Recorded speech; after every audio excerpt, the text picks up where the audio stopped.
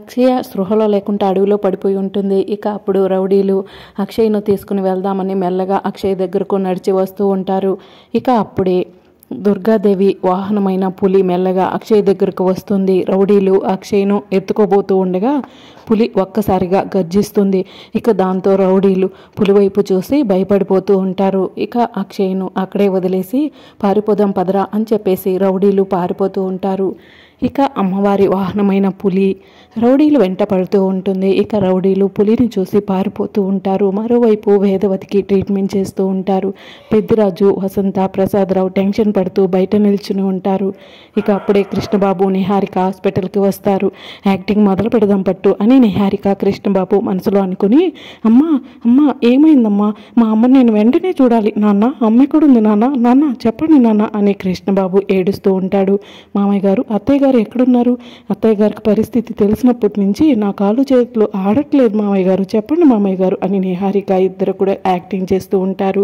ఒరే కృష్ణ ఆగురా, లోపల ట్రీట్మెంట్ చేస్తున్నారా అని ప్రసాదరావు చెప్తూ ఉంటాడు. మా అమ్మను వెంటనే చూడాలి, మా అమ్మ కోసం నా ప్రాణాలైనా ఇస్తాను, అమ్మ నేను నీ దగ్గరకు వస్తున్నానమ్మా అని కృష్ణబాబు ప్రసాదరావును పక్కకు నెట్టి లోపలికి వెళ్ళబోతూ ఉంటే పేషెంట్స్ డిస్టర్బ్ అవుతారు, అరవకండి అని చెప్పి నర్స్ వచ్చి కృష్ణబాబుకు చెప్పి వెళ్తూ ఉంటుంది. కృష్ణబాబు, నిహారిక ఓవర్ యాక్టింగ్ చేస్తుంటే పెద్దిరాజు కృష్ణబాబుని చూసి ఏంటి వీడు ఇంతలా ఓవర్ యాక్టింగ్ చేస్తున్నాడు అని మనసులో అనుకుంటూ ఉంటాడు. తెలుసు కదా, నోరు మూసుకుని ఉండు అని కృష్ణబాబు పెద్దిరాజుని చూసి సైగ చేస్తాడు. నాన్న డాక్టర్లు ఏమన్నారు అని కృష్ణబాబు అడుగుతుంటాడు. ఇప్పుడు ఏం చెప్పలేమన్నారా అని చెప్పి ప్రసాదరావు అంటాడు. నాన్న ఎంత డబ్బు ఖర్చు అయినా పర్వాలేదు, అమ్మకు ట్రీట్మెంట్ చేపిద్దాము, మనం అవసరమైతే ఫారిన్ అయినా తీసుకెళ్దాము, మొక్కు పొడుగా అమ్మైనా సరే అమ్మకు ట్రీట్మెంట్ చేపిద్దాము అని కృష్ణబాబు అంటూ ఉంటాడు. అవును మామయ్య గారు, అత్తయ్య గారిలో నేను అమ్మను చూసుకుంటున్నాను, అత్తయ్య గారికి ఏం కాకూడదు అని నిహారిక చెప్తూ ఉంటుంది. ఊరికే బంగారం, ఊరికో కష్టాలు మనలాంటి వాళ్ళకే వస్తాయి అని చెప్పి కృష్ణబాబు అంటాడు. నువ్వు ఏడుస్తుంటే నేను అస్సలు చూడలేకపోతున్నాను, ఏడవ బంగారం అని కృష్ణబాబు నిహారికను అంటాడు. అవును బావా, అమ్మకు ఇలాంటి పరిస్థితి వచ్చింది, మరి శ్రీకర్ అవని ఎక్కడా అని కృష్ణబాబు అడుగుతుంటాడు. వాళ్ళు ఇంట్లో లేరు, ఎక్కడికి వెళ్ళారో తెలియదు, ఫోన్ కలవట్లేదు అని వసంత అంటుంది. ఈ సమయంలో వీళ్ళు ఇంట్లో లేకపోవడం ఏంటి, ఫోన్ కలవకపోవడం ఏంటి, సంథింగ్ ఈజ్ రాంగ్, ఏదో జరుగుతుంది, వీళ్ళు ఎక్కడుంటారు అని నిహారిక మనసులో అనుకుంటూ ఉంటుంది. ఇక మరోవైపు అక్షయ అని అవని, శ్రీకర్ ఇద్దరు కలిసి అడవంతా కూడా తిరుగుతూ ఉంటారు. ఇక మరోవైపు పెద్ద పులి రౌడీలను వెంబడిస్తూ ఉంటుంది. ఇక అవని, శ్రీకర్ అక్షయ్ను వెతుక్కుంటూ వెళ్తూ ఉంటే అక్షయ్ను కిడ్నాప్ చేసిన రౌడీలు వచ్చి అవని, శ్రీకర్కు తగులుతారు. అవని, శ్రీకర్ కిడ్నాపర్స్ని అలానే చూస్తూ ఉంటారు. ఇక శ్రీకర్ కారు నెంబర్ని అలాగే అక్షయ్ను కారులోకి వీళ్ళిద్దరే ఎక్కించుకోవడం ఇదంతా కూడా గుర్తు తెచ్చుకుంటూ ఉంటాడు. బావా వీళ్ళు అని అవని అంటూ ఉంటే, వీళ్ళే అవని అక్షయ్ను కిడ్నాప్ చేసింది అని చెప్పి శ్రీకర్ అంటాడు. పాపను ఎందుకు కిడ్నాప్ చేశారా, పాప ఎక్కడ చెప్పండి అని చెప్పి అవని, శ్రీకర్ కిడ్నాపర్స్ని అడుగుతుంటారు. కిడ్నాపర్స్ ఏం మాట్లాడకుండా అలానే చూస్తూ ఉంటే, బావా వీళ్ళను నీ స్టైల్లో అడుగు, అప్పుడే సమాధానం బయటకు వస్తుంది అని అవని అంటుంది. శ్రీకర్ కిడ్నాపర్స్ని కొడతాడు. ఇక దాంతో కిడ్నాపర్స్ కూడా శ్రీకర్పై చేయి చేసుకుంటూ ఉంటారు. ఇక అప్పుడు కిడ్నాపర్ శ్రీకర్ని పక్కకు నెట్టేస్తారు. దాంతో శ్రీకర్ వెళ్ళి ఒక చెట్టుకు తగులుతాడు. అప్పుడు అవని, బావా ఇదిగో అని చెప్పి పెద్ద కర్రను శ్రీకర్కి ఇస్తుంది. ఇక శ్రీకర్ ఆ కర్ర తీసుకుని రౌడీలను కొడుతూ ఉంటాడు. చెప్పండి రా, అక్షయ్ ఎక్కడుందో చెప్పండి అని చెప్పి అడుగుతుంటాడు. ఇక అవని కూడా మరొక కర్రను తీసుకుని ఇంకొక కిడ్నాపర్ని కొడుతూ ఉంటుంది. ఇక అవని, శ్రీకర్ ఇద్దరు కలిసి అక్షయ్ ఎక్కడుందో చెప్పండి రా, చెప్పండి అని చెప్పి కిడ్నాపర్స్ని కొడతారు. వాళ్ళు ఎక్కడ చచ్చిపోతారన్న భయంతో ఇక నిజం చెప్పేస్తాం సార్, చెప్పేస్తాం అని చెప్పి చెప్తూ ఉంటారు. చెప్పండి అని అవని, శ్రీకర్ అడుగుతుంటారు. మేము ఆ పాపను మీరు చెప్పిన విధంగానే కారులో ఎక్కించుకున్నాము, పాపను తీసుకెళ్ళి అమ్ముకుందాం అనుకున్నాము, కానీ పాపకు మా ప్లాన్ తెలిసిపోయి అడవులోకి పారిపోయింది సార్. పాపను వెతుక్కుంటూ మేము కూడా అడవులోకి వచ్చాము. అడవిలో పాప స్పృహ తప్పి పడిపోయింది. ఇక పాపను తీసుకెళ్దామనేసరికి పెద్ద పులి వచ్చింది సార్. పెద్ద పులి మమ్మల్ని చంపడానికి మా వెనకే పరిగెత్తుకుంటూ వచ్చింది. దాని చేతిలో మేము బలైపోయామనుకున్నాము. ఇది సార్ జరిగింది అని కిడ్నాపర్స్ అవని, శ్రీకర్కు చెప్తారు. ఏమొచ్చిందిరా, ఏదైనా పని చేసుకుని బతకచ్చు కదా, పిల్లల్ని కిడ్నాప్ చేయాల్సిన అవసరం ఏంటి అని అవని అడుగుతుంది. వీళ్ళను పోలీసులకు అప్పచెప్తే వాళ్ళే చూసుకుంటారు అవని అని శ్రీకర్ అంటాడు. సార్ పెద్ద పులి వస్తుంది సార్, మీ ప్రాణాలు కూడా పోతాయి సార్, మీరు కూడా పారిపోండి అని కిడ్నాపర్స్ అవని, శ్రీకర్కు చెప్తూ ఉంటారు. ఇక కిడ్నాపర్స్ అవని శ్రీకర్ను పక్కకు నెట్టేసి అక్కడి నుంచి పారిపోతూ ఉంటే ఆగండి అని శ్రీకర్ వాళ్ళ వెనకే పరిగెడుతూ ఉంటారు. బావా వాళ్ళను వదిలేసి ముందు మనం అక్షయ్ దగ్గరికి వెళ్దాం రా అని చెప్పి అవని శ్రీకర్ అక్షయ్ను వెతుక్కుంటూ అడవులకి వెళ్తూ ఉంటారు. అక్షయ అని అవని శ్రీకర్ అంటూ ఉంటారు.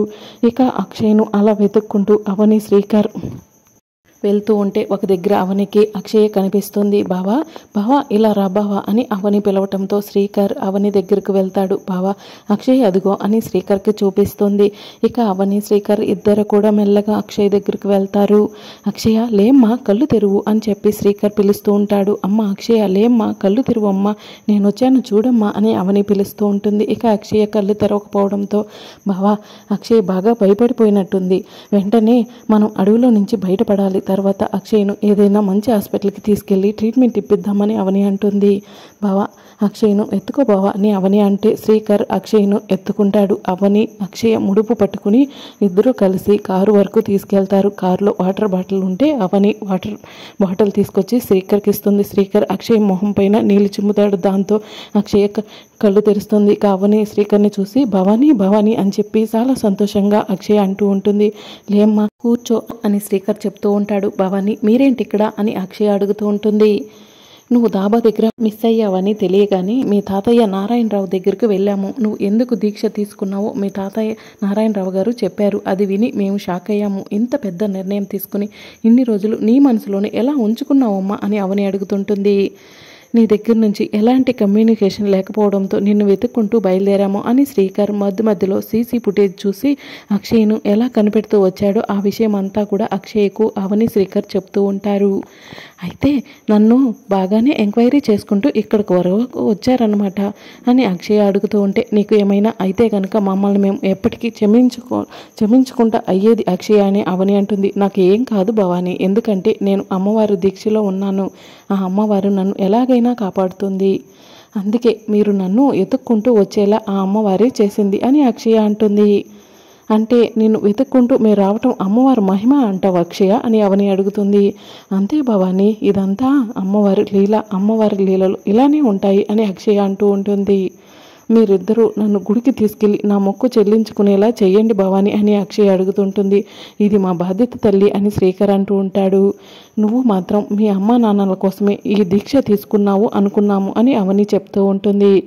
మా అమ్మా నాన్నలు ఎదురుగానే ఉన్నారు కదా అని అక్షయ చెప్తూ ఉంటుంది. అవని శ్రీకర్ ఇద్దరు కలిసి మేమా అని చెప్పి అడుగుతుంటారు. అమ్మా నాన్నలు కన్న కూతుర్ని వెతుక్కుంటూ వచ్చినట్టు మీరు కూడా నన్ను వెతుక్కుంటూ అలానే వచ్చారు కదా, మా అమ్మా నాన్నలు దొరికే వరకు మీరే మా అమ్మా నాన్నలు, మీరు నా గురించి ఇంత శ్రమ తీసుకున్నందుకు చాలా థ్యాంక్స్ అని అక్షయ అవని శ్రీకర్కు చెప్తూ ఉంటుంది.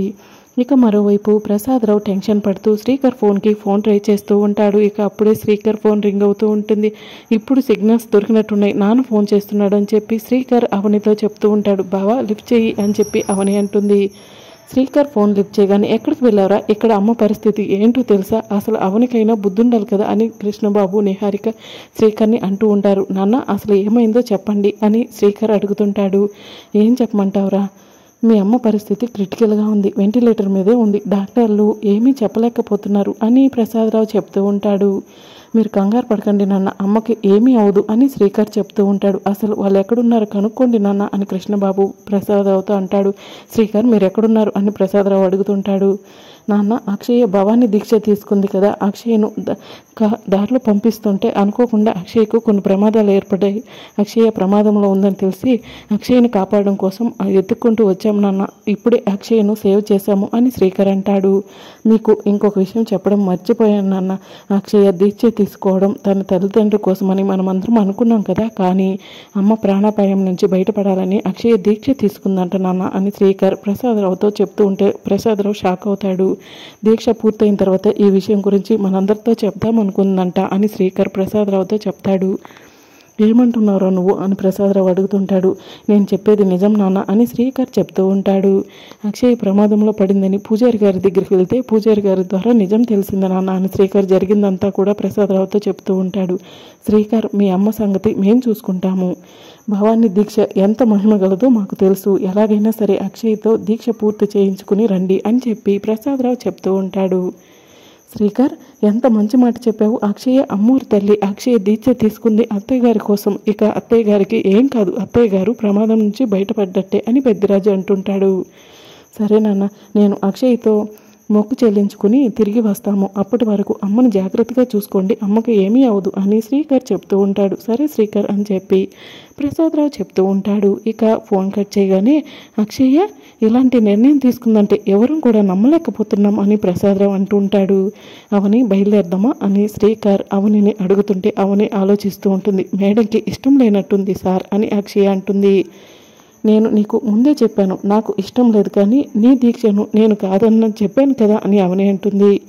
అవనికి ఎదురైన చేదు అనుభవాలల్లా అమ్మవారిని నమ్మకపోవచ్చు, నేనైతే నమ్ముతాను అని శ్రీకర్ అంటాడు.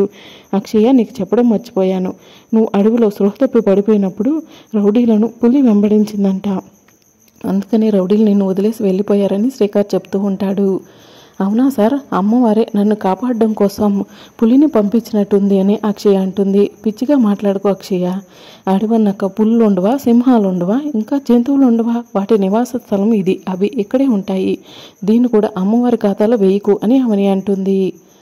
అలా అయితే పులి వల్ల అక్షయ్కి ప్రమాదం జరుగుండాలి కదా అని శ్రీకర్ అంటాడు.